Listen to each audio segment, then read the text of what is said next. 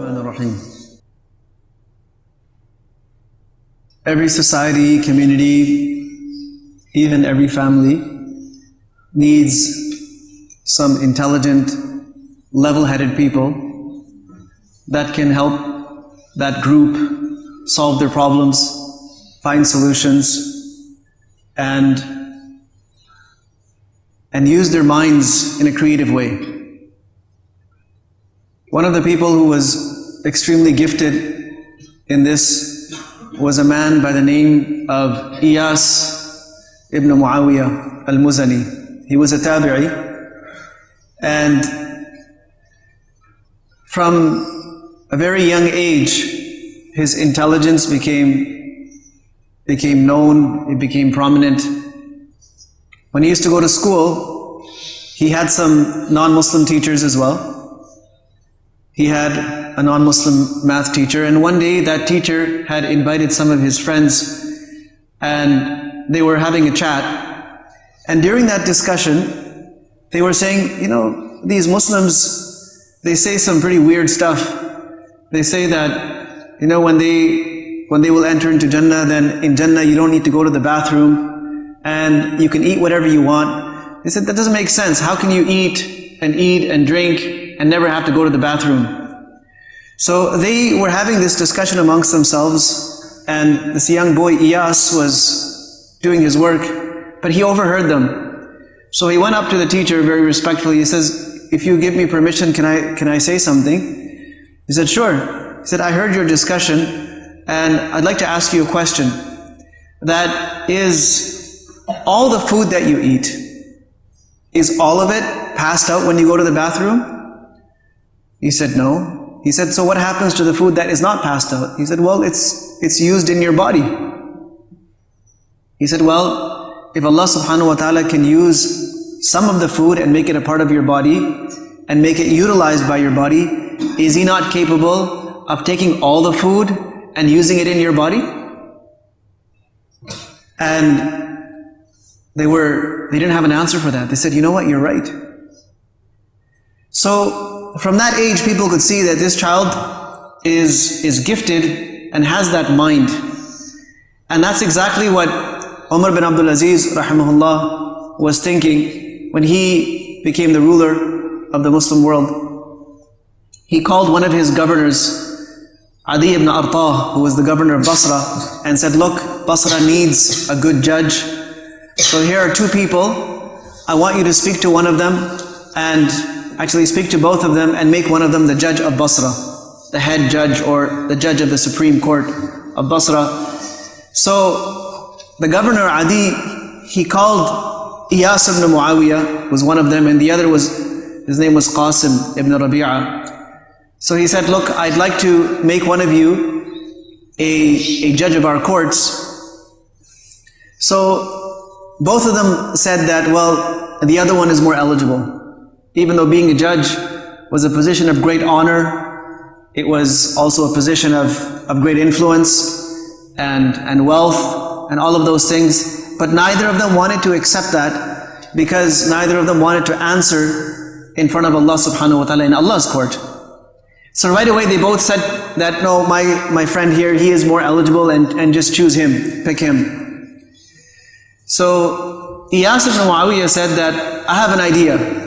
To make your job easier, why don't you go and ask two very senior people of Basra, and they'll tell you how eligible and how well equipped Qasim ibn Rabi'a is for this job. And he took the name of two other tabi'is, Hassan Basri and Muhammad ibn Sirin. He said, if you go ask them, they will tell you that he is the right man for the job.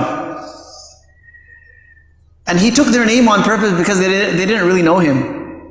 So there's no way they could vouch for him. They could, but he knew that Qasim is very close to both of them, and they will vouch for him. So when Qasim saw this, he knew that, yes, if the governor goes and asks these two elders, right away they're going to vouch for me, and I need to get out of this. So he took an oath.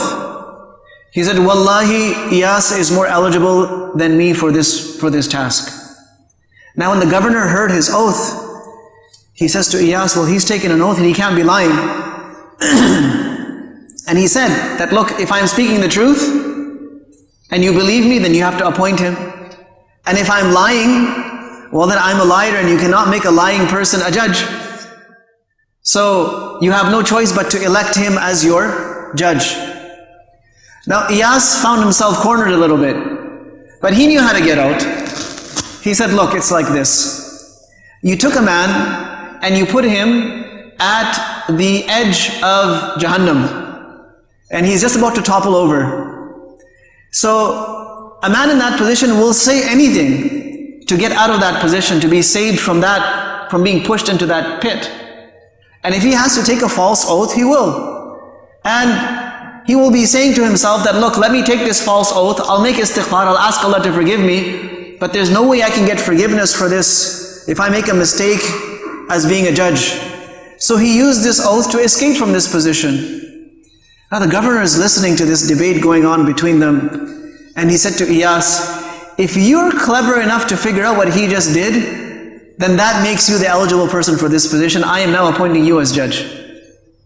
So Iyas ibn Muawiyah was appointed as judge, and he ruled with fairness and with a very high level of cleverness. And this is very important for us, because sometimes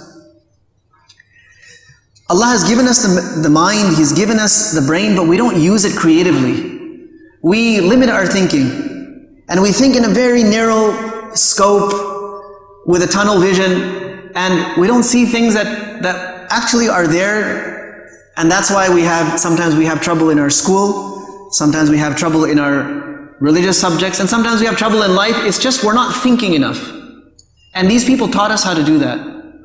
One case came to Iyas where a man, a good practicing pious man, said that, look, there is such and such person, everyone knows him, he's known to be very pious and so on, he's built quite a reputation for himself, and now people have started depositing their possessions, their treasures, their expensive things with him, because they trust him. And I did the same thing. So if somebody is traveling, going out of town, they would deposit their valuables with this man. And if someone wanted to they were afraid that, my wealth is not safe, they would give it to this man for safekeeping. He said, I did the same. I deposited a large amount of gold with this person, and the other day I went to get it from him, and he said, I don't know what you're talking about. I don't know about this deposit. He said, no, I deposited on such and such day and such time, and he says, I don't know what to do. So the judge asked him, do you have any witnesses? Do you have any witnesses? He said, I can't remember any witnesses. I'm sure there were people there, but I can't think of who it possibly was. So he says, okay, for now you go home. I'll call you back tomorrow. So he called that man who people were depositing all of their valuables with. He called him, said, look, I have something very important, very private to share with you. And he said, please, by all means. He said, look, I have come into possession of a great deal of gold, and I need to deposit it, and this gold belongs to orphans. And I need to place it somewhere for safekeeping. So I've heard about your reputation for safekeeping, and I want to deposit this with you. Is that okay with you?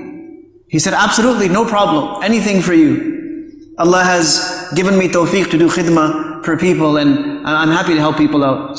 He said, okay, so the day after tomorrow, I'd like you to come and bring 2 men, because it's a lot of gold. So you come with your men, and you meet me at such and such place, and I will give it over to you, and you take it. He said, happily. He goes back. Now the next day, Iyas had called that other person, the person who had made the claim, the person who was complaining. So he said, I want you to go to him today and ask him for your money. And if he does not give you the money, then you tell him that you're going to come to me and complain to me. And you're going to tell me what he has done. So the man went to him and he said, look, I need my gold. He said, what gold? I don't know what you're talking about. Same story as before. He said, really? If you're not going to give it to me, then I'm going to Qadi Iyas and I'm going to tell him what you've done. He said, Qadi Iyas? Oh no. I have an appointment with him. He knows that I have an appointment with him tomorrow. He's going to give me a lot of gold. So if he goes and tells him now, this is going to get really messed up. So he says, okay, fine, I'll give it to you. Please don't say anything to anyone. He gave him his gold. He gave him a little bit extra. And he says, please, just be happy, just be okay, this and that. He sends him on his way. And this man comes right back to Qadi Iyas. And he says that, Alhamdulillah, the man gave up my gold. The moment I took your name, he got very frightened. So Qadi Iyas then had that man called. He said, I want you to return the gold. I know what you've been up to. I know what you're doing. And if you do not return everyone's gold and valuables to them right now and apologize to them, I'm going to do this and this and this and this to you. And the man coughed up all the money and he gave it. So he was a very intelligent man. So many stories. I could go on for a long time just talking about the stories of intelligence of Qadi Iyas al-Muzani. But the big lesson here is that Allah has given us these minds. We need to apply these minds in good things. We need to use these minds. Sometimes all our cleverness and intelligence is used in just useless pursuits, or sometimes getting in trouble, or finding new ways of getting in trouble. May Allah subhanahu wa ta'ala grant us that intelligence which also leads us to His pleasure.